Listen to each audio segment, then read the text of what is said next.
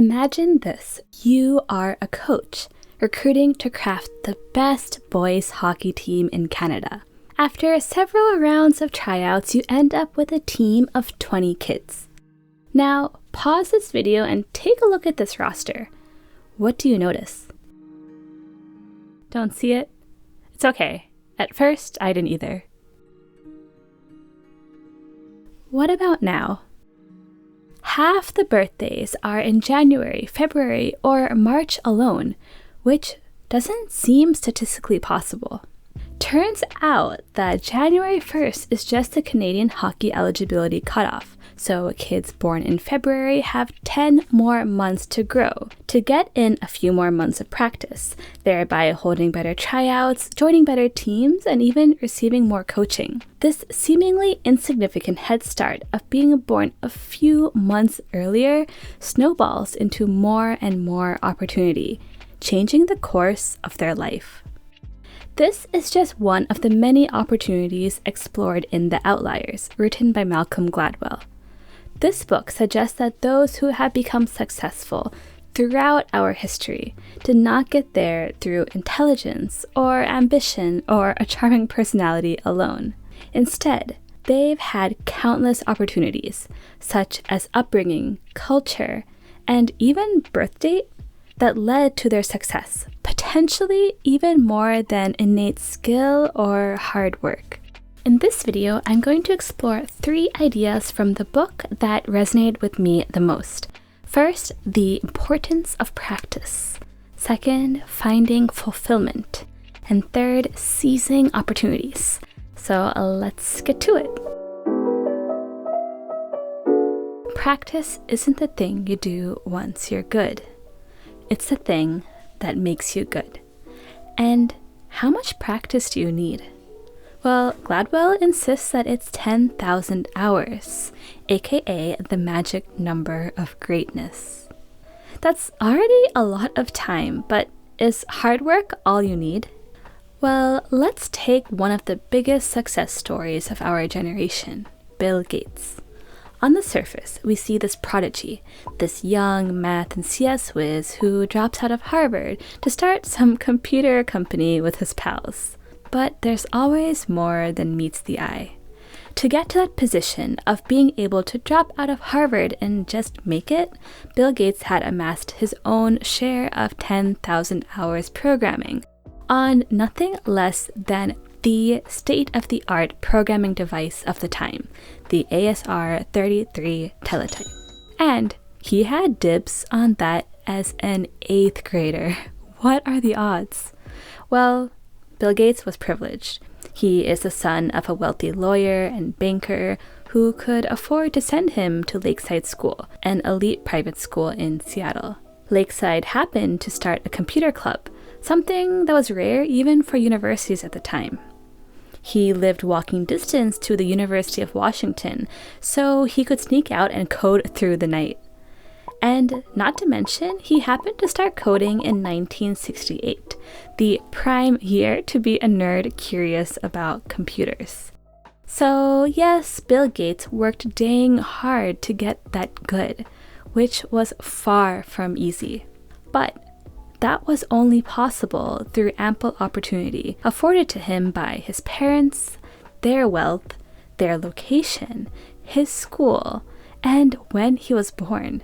His hard work was entirely in his control, but those opportunities weren't.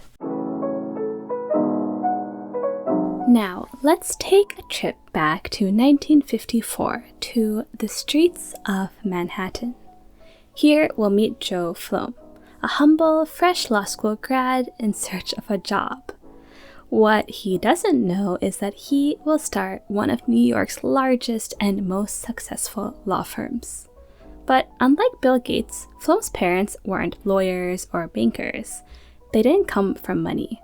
Instead, they were Jewish immigrants who worked day and night to sell aprons on the streets of Manhattan. Every night, Flom came home from school to see his mom toiling over the sewing machine and his dad recounting another long day of sales. His parents couldn't afford an elite education, so he took night classes at City College. But as Gladwell writes, as so often the case with outliers, buried in that setback was a golden opportunity. Even if his parents weren't rolling in money, they were fulfilled and happy. They could do their own thing and see the results of their labor every single day.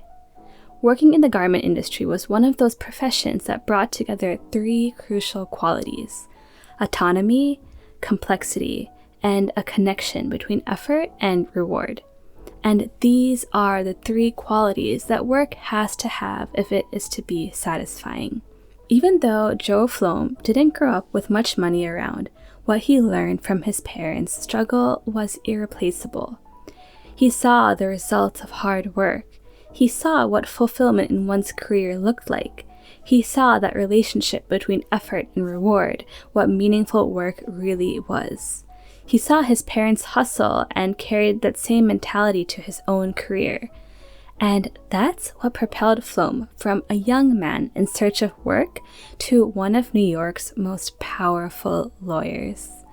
In Gladwell's words, hard work is a prison sentence only if it does not have meaning.